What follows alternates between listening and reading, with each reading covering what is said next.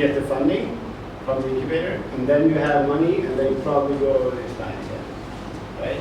But of course, I just made it easy now. If you start a restaurant, for example, you have a lot of things going on, right? You have to build a restaurant, so of course you're gonna lose money in the beginning. But just to give you an example of the differences about being an entrepreneur. So you can be an entrepreneur in two different ways. Do you see that it's different challenges? Can you have those two? Yeah, great. Angry Birds.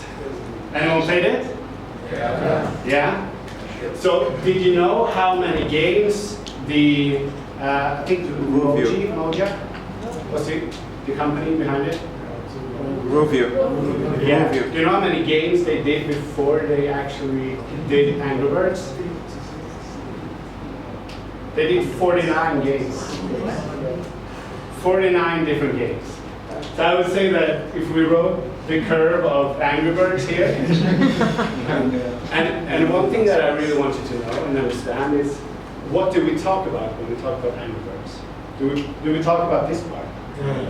No. We talk about this part, right? Yeah. It's always about that part, when someone succeeds. But what I really want you to understand is it's a long journey, and you really need to have patience to get there. You better get there. It takes a while. And Flippy is another example.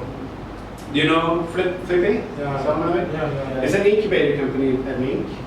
And actually they started as a small medium enterprise for some reason, and innovation driven enterprise on another way of seeing it. Depends on how you see it. So they did this Flippy Campus. So they did an app where university students can get an app and get all the information about schedules, about events, about everything that's going on when you start. So if we have Flippy Campus here, you would probably have the curriculum, the schedules, all the parties going on in your cell phone. So they started off in Accra, local market. So that's a small and medium company, but they had the strength to scale it. So now they are on the way to scale it to other countries as well, into a bigger market, because they have a product that can be used for that. Right? Yeah. Get it? Cool. So, I think me and Samuel, we talked about this before. Innovation versus invention. If I do this,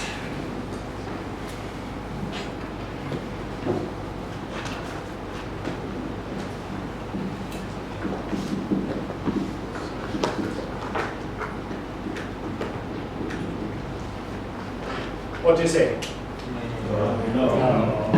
No. Can someone explain why it's no? I believe innovation is continuous. It's Edwin, right? Sorry. Sorry. Innovation should be continuous invention. Yeah, that's right. So I found this very good explanation at MIT, the University of Massachusetts. They did this. They made a formula out of it. I don't know if anyone's seen it, but an innovation can't equal an invention, because an invention is a product or a service.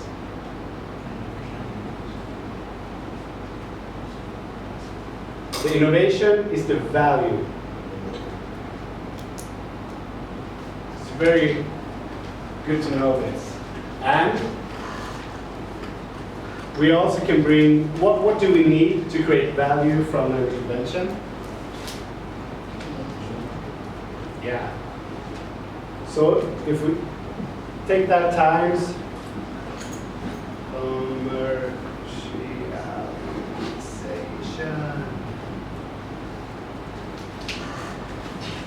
The reason why we have times instead of at is because if you don't have a commercialized product, it doesn't matter if you have the best invention in the world.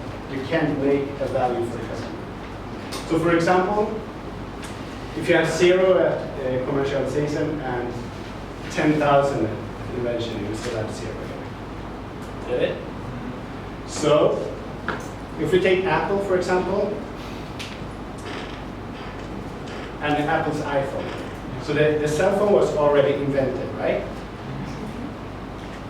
They had the invention already. They put a great product to it. A great design, and they turned the cell phone into something that was valuable. That's why we can say that Apple's iPhone is an invention. Innovation, sorry. Get it? Great. So I would say that to attach this to tech comms and business, I would say that to create that formula, we need all three. And maybe we have an invention already. We have a technical, like, we have Meteor, for example, like a great program that's already invented. We can use that, and we can put commercialization to it to make an invention. And that's why it's important for all of you, either if you're interested in tech, this, or comms, to learn all of it from the beginning, all the basics, so that you can, in your mind, create this formula for success.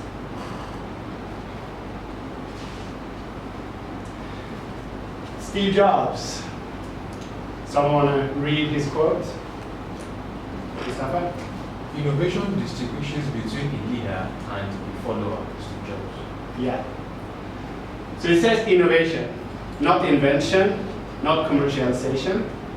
So it doesn't matter if you're great at business or if you're great at tech, you need to combine those two to make the innovation. Steve Jobs, Steve Wozniak, two famous entrepreneurs. They started Apple, they created Apple I in the 70s. And does someone know their journey? How it's gone? Did someone read the biography? Yeah, one. Have you seen the movie? Yeah. So you probably know what it is. But I can really recommend that book to all of you who wants to become entrepreneurs. I find that one of the greatest I've read, actually. So what they did, they created the Apple I. And when they created Apple II, they had a lot of success. But then, a success can also be like really bad. So he was thrown out from Apple, and he started Next, a new company. And in the 90s, Next was bought by Apple, so he was back as the CEO again. So it's a pretty short description of a long journey. Does someone know what this is? Yes. Yeah. You know it from the workshop, at least. Remember his book? Yeah. Can anyone tell me who this is and why I bring him to the class today? Mary? He owns Virgin, so all the Virgin Airlines, the Virgin Cola, Virgin group of companies, everything else that comes with it. Yeah, so a lot of different companies through one single brand, sort of. So that leads us into the next thing, which is what types of innovation do we have? It's very important to know that innovation can be more than a product or a service. We always talk about products and services, but an innovation can be a business model, for example, a way. Yeah. In the next role models presentation, can you at least bring him in? Yeah, of course. I am going to come to your room too. So I'm just going to take this one. Very good question though. So, product, services, business model, it can also be a process of doing something, it can be an invention or an innovation, and a position on the market. I would say that, for example, Instagram, they found their unique position on the market when they used the hashtags. So that can be one way of invention too, and innovation. So both of it. But they took the invention and made it an innovation model. And on the other side of this line, we'll have categories of innovation. And for example, a product can be disruptive. You know what that means? Someone knows? So that means that you do something that's very new to the market. You create a new value to the customers. So you really shake the industry up when you come with your idea or your product or service. A product can also be lateral, and that means that, like Virgin did and Richard Branson, he took the Virgin, who was originally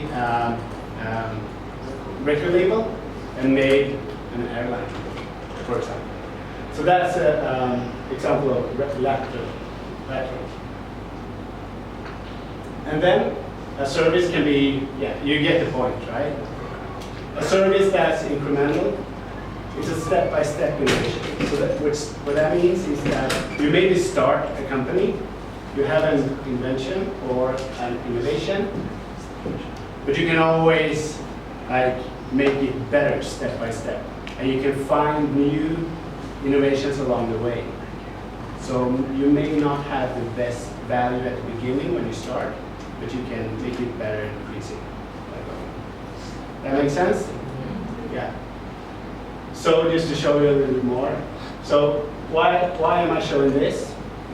It's just because you should know that it's a lot of different types of innovation, and they can be used in different ways. So when you come with your business idea, you can say that I have a product that's disruptive. So, or you can say that it's incremental. That's a very good way of saying it if the idea is not that good yet.